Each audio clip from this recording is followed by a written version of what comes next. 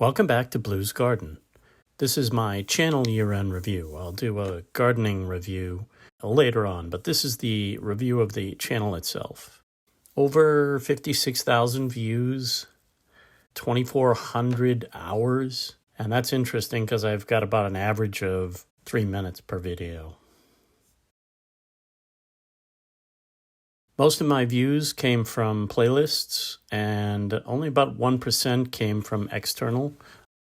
Of that, 41% were Google, 30-ish Facebook, and about 15% the Hive ecosphere.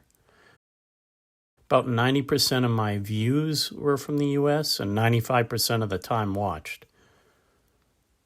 Mostly male, about 73% male, 27% female. Interesting, nobody in the 35 to 54 range, that's registered anyway. Most of my videos were pretty similar, but about half of them total were all my startup videos, with my single best being the fall planting garlic. I've got 60 or so videos total on the gardening channel.